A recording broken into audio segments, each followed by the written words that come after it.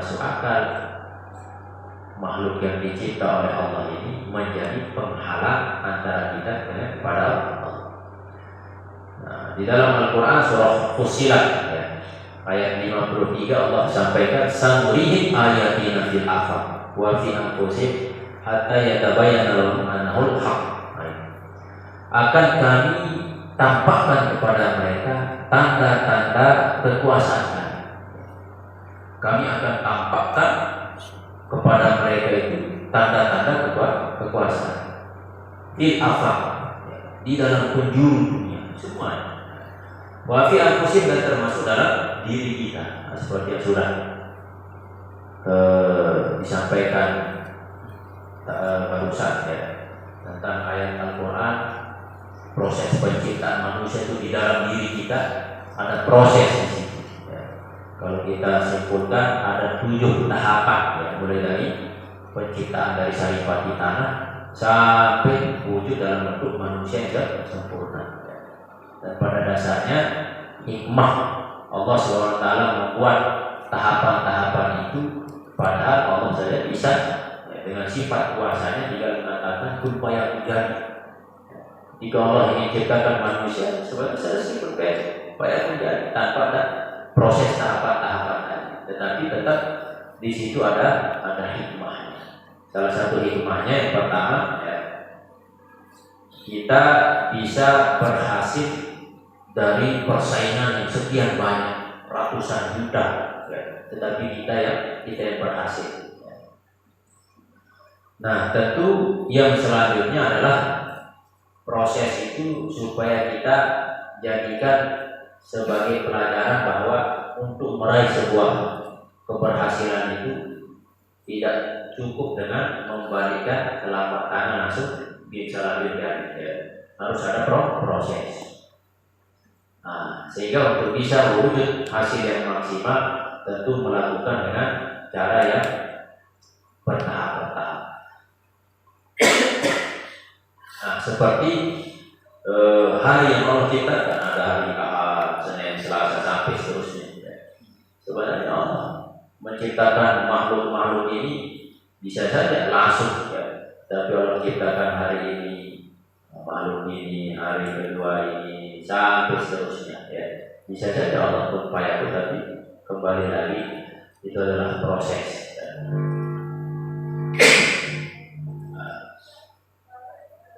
Ayat selanjutnya kaifa yutasawwaru ayyah jubah syai'. Bagaimana bisa digambarkan ayyuhjabahu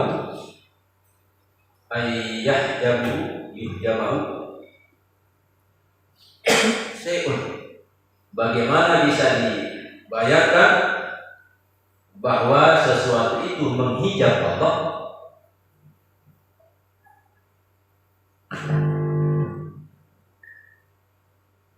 Wa huwa alladzi, dan dia yakni Allah alladzi zahara, yang nampak fi kulli syai'in, di dalam setiap sesuatu. Maksudnya ini berbeda dengan yang di atas tadi ya. Kalau yang ini fi kulli syai'in ya, Allah tampak di dalam segala sesuatu. Maksudnya di situ Allah menampakkan keindahan sifat di dalam makhluk. Ya. Jadi Allah tampakkan kecantikan sifatnya, keindahan sifatnya di dalam makhluk. Misalkan ada seorang ibu saking sayangnya kepada anaknya, lalu si ibu ini merawat anaknya, memberikan makan, walaupun anaknya tidak pernah minta diberikan ini saat lahir, tapi saking sayangnya ibunya ini memberikan, menyiapkan pakaian, fasilitas semuanya ya. Itu salah satu bentuk kasih sayang seorang ibu. Nah, itu Allah tampakkan sifat kasih sayang itu kepada makhluk ya. Seorang ibu kepada anak. Nah, apalagi kasih sayang Allah kepada makhluk. Ya.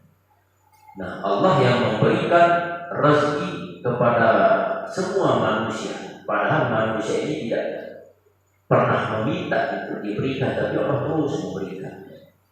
Hanya beberapa yang manusia minta, tetapi yang jauh lebih banyak adalah nikmat yang tidak mereka minta. Nah, ini salah satu bentuk Allah tampakkan kasih sayangnya kepada makhluk lain. Maksudnya wa huwa alladzi dhahara fi kulli syai'. Dialah Allah yang tampak di dalam segala sesuatu. Maksudnya sifat kasih sayang, pemaafnya, lembutnya. Ya.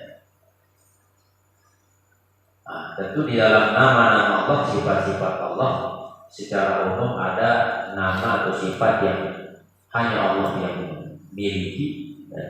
Sedangkan kita tidak boleh, tidak berhak. Ya. Ada sifat Allah yang perlu kita amalkan, praktekkan. Misalkan sifat mutakabir, sifat sombong. Nah, sifat sombong itu yang pantas hanyalah Allah. Jadi manusia itu tidak berhak atau tidak boleh menyandang sifat ini. Karena yang pantas sombong itu adalah Allah. Sedangkan manusia tidak berhak. Nah, ada sifat atau nama Allah yang perlu kita amalkan, praktekkan, seperti Latif, Rahim, ya. Apalagi ya, Muhaimin, atau Aziz, dan seterusnya. Ya. Nah, itulah sifat yang perlu kita praktekkan, amalkan. Kaifa ya yutasawwaru ay yahjubahu syai'un wa huwa zahirun qabla wujudi kulli syai'. Bagaimana bisa digambarkan, dibayangkan bahwa suatu itu bisa menghijab Allah, wa huwa zahir, dan yaitu Allah az-zahiru, yang maha zahir, nyata, ya. Atau yang jelas, qabla wujudi kulli syai'in, ya, sebelum wujudnya segala sesuatu. Jadi sudah jelas Allah adalah yang nyata sebelum adanya segala sesuatu, sebelum adanya alam ini Allah sudah ada. Lalu kenapa alam ini yang sudah yang baru datang itu bisa menjadi penghalang? Ya. Padahal sudah jelas bahwa Allah itu zahir. Kaifa yatasawwaru ayyah jubahu syai'un. Ya, bagaimana bisa digambarkan bahwa suatu itu bisa menghijab Allah, wa huwa azharu min kulli syai'in, dan dia, yakni Allah SWT, azharu, lebih jelas, min kulli syai'in, daripada segala sesuatu. Kaifa yatasawwaru ay yahjubahu syai'un wa huwa al-wahid alladhi laysa ma'ahu syai'. Bagaimana bisa digambarkan bahwa suatu itu bisa menghijabnya, dan dia Allah al-wahidu, yang esa atau yang tunggal, alladzi laysa ma'ahu syai'un, yang mana tidak ada bersamanya oleh sesuatu. Jadi dia tunggal, satu, tidak ada sesuatu yang bersama dengannya atau yang sebanding dengannya. Ya. Berbeda dengan umat yang lain, orang-orang yang menganggap bahwa ada Tuhan Ayah, Tuhan Putra, Tuhan Anak. Nah, ini apa istilahnya, Kupinu 3-in-1. Ya. Jadi satu sudah ada 3 di situ, ada kopinya, ada gulanya, terus susunya. Nah, ya. Jadi satu isinya 3 atau 3 menjadi satu. Nah, ini salah satu kepercayaan, ya, umat Kristen. Nah, 3 kita sembah sama dengan satu. ketika kita berdoa pasti jadinya ke satu. Tuhan Bapa, Tuhan Putra, Tuhan Roh Kudus. Kalau kita umat Islam akidahnya ya satu esa, yang namanya esa ini tidak dibagi-bagi. Ketika dibagi-bagi ada putra, ada Tuhan Bapa, ada Tuhan yang lain, maka berarti statusnya tidak esa lagi. Nah sehingga dulu ketika Rasulullah SAW ditanya oleh kaum kafir Quraisy bahwa Tuhan yang Rasulullah SAW sampaikan, dakwahkan itu adalah Tuhan yang esa, Tuhan satu, jadi mentauhidkan Allah. Lalu orang-orang kafir saat itu berkata, wahai Muhammad, kita punya Tuhan ini banyak, Tuhan yang banyak saja ini tidak mampu menyelesaikan masalah kita, apalagi kau tawarkan kepada kami untuk menyembah satu Tuhan. Nah dengan pintarnya baginda Rasulullah SAW menyampaikan bahwa jadi model dakwah Rasulullah SAW itu masuk akal. Nah Rasul sampaikan, coba seandainya kamu punya dua bos, perbandingannya lebih enak mana dua bos dengan satu bos? Nah pasti lebih enak kita bekerja di satu orang. Kalau banyak maka kita kecapean. Deman bosan yang ngurungin, deman bos urusan ini. Tapi kalau satu bos, ya kita terlalu capek. Nah sehingga dengan pemikiran ini agak masuk akal. Nah sehingga dengan itu bisa lebih mudah untuk menerima ajaran dan tauhid itu. Nah sehingga di dalam kalimat ataupun syair ini, bagaimana alam ini atau sesuatu bisa menghijabmu kepada Allah, padahal Allah Subhanahu wa Ta'ala itu esa, tidak ada sesuatu yang menyandinginya atau bersama dengannya. Nah, ayat selanjutnya, kaifa yatasawwaru ayyahjubahu syai'un wa huwa aqrabu ilaika min kulli syai'. Bagaimana bisa dibayangkan bahwa suatu itu bisa menghijabnya, wahwa dan yaitu Allah aqrabu ilaika, lebih dekat kepada min kulli syai', dari segala sesuatu. Kita anggap sesuatu yang ada di alam ini, mungkin keluarga kita, siapapun itu lebih dekat dari kita, sebenarnya yang paling dekat adalah Allah. Maksudnya dekat di sini dengan ilmunya Allah itu mengetahui setiap gerak-gerik kita, bisa mengawasi apa yang kita lakukan.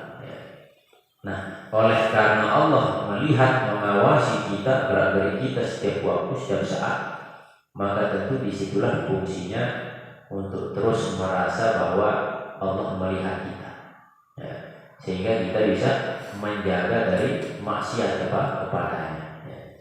Nah, sehingga Rasulullah SAW merintahkan kita ketika kita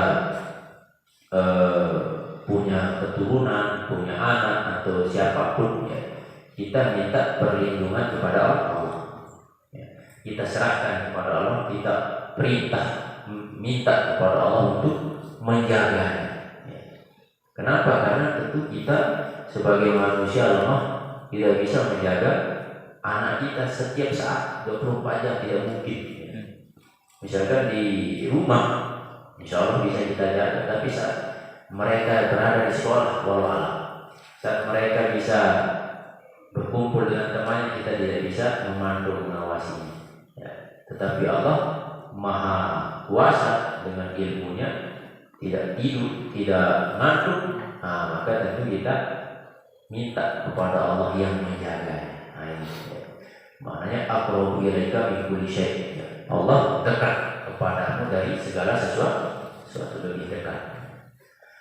Nah, kaifa yatasawwaru ay yahjubahu syai'un walau lahu makana wujudi kulli syai'. Bagaimana digambarkan bahwa suatu itu bisa menghijab dia dari Allah, walau lahu, dan andaikan tidak ada Allah, walau lahu, dan andaikan tidak ada dia dari Allah, maka wujudu kulli syai'in, tidak mungkin ada wujud segala sesuatu. Ini kita diajak berpikir menggunakan akal yang sehat. Kita lebih memikirkan alam daripada yang menciptakan alam. Sehingga Ibnu Athaillah menyampaikan bahwa seandainya tidak ada Allah, tentu adanya sesuatu itu tidak mungkin wujud. Nah, sehingga kebanyakan orang karena kebutaan hatinya lebih mementingkan alam ini, padahal alam ini akan sirna, ya. Kullu syai'in halikun illa wajah.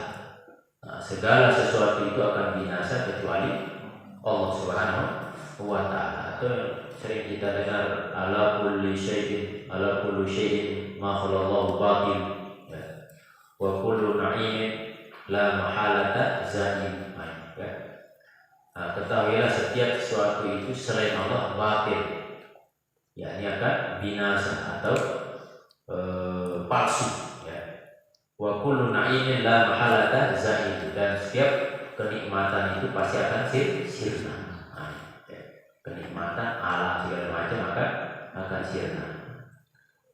Yang terakhir, ya ajaban kaifa yazharul wujudu fil adam am kaifa yasbutul hadisu ma'aman lahu wasful qidam. Ya ajaban, alangkah atau sungguh menakjubkan,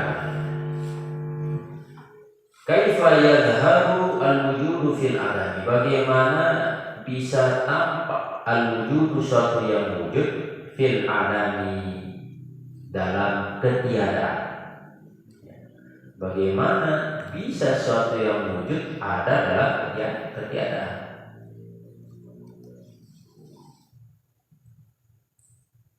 Wa amma kaifa yasbutul hadisu, atau bagaimana bisa bertahan atau bisa tetap al hadisu, yang baru, ma'aman lahu wasful qidami, besertaan zat lahu baginya itu wasful qidami, yakni sifat qidam, yakni sifat terdahulunya Allah Subhanahu wa ta'ala. Artinya sungguh menakjubkan, bagaimana mungkin sesuatu yang wujud itu tampak fil adami, pada ketiadaan. Nah, jadi maksudnya di sini bahwa manusia itu pada dasarnya adalah ketiadaan, maka tidaklah mungkin disebut sebagai perkara yang wujud. Kaifa yasbutul hadisu ma'aman lahu wasful qidam, atau bagaimana sesuatu yang baru itu bisa bertahan besertaan dengan zat yang baginya itu ada sifat al-qidam, yakni sifat Allah Subhanahu wa ta'ala. Intinya dalam syair di sini bahwa sesuatu yang baru tidaklah mungkin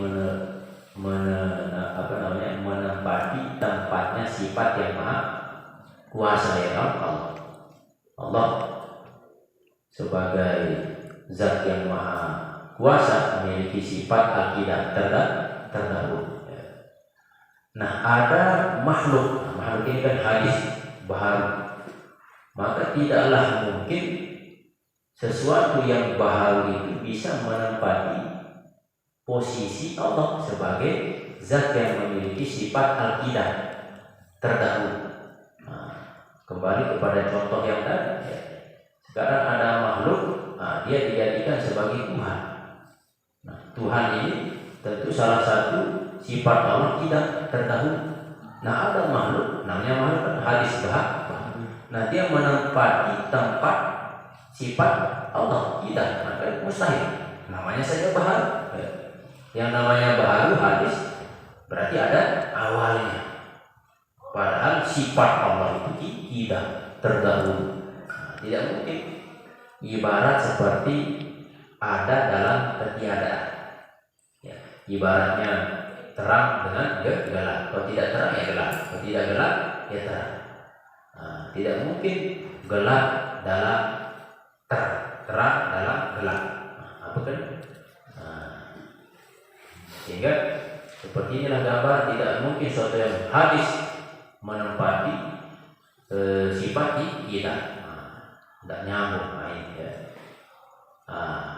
Ini gambaran-gambaran yang disampaikan oleh Ibnu Athaillah seputar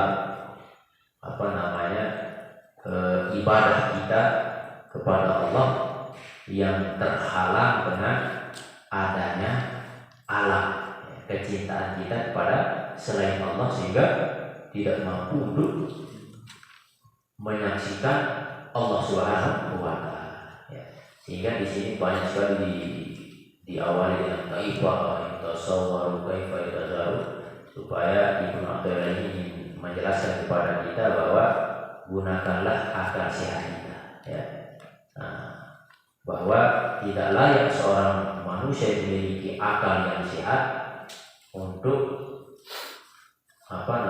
lupa atau tidak menyaksikan kebesaran Allah, ya. Padahal di alam ini sudah ada di sini tanda-tanda kekuasaan, ya. Kita lihat alam dengan keindahannya, tapi melupakan kepada Zat yang Maha mencipta alam itu. Itu saja intinya, ya. Nah, besok kita akan ma taraka minal jahli syai'an man arada an yuhdisa fil waqti ghayra ma azharallahu fiha.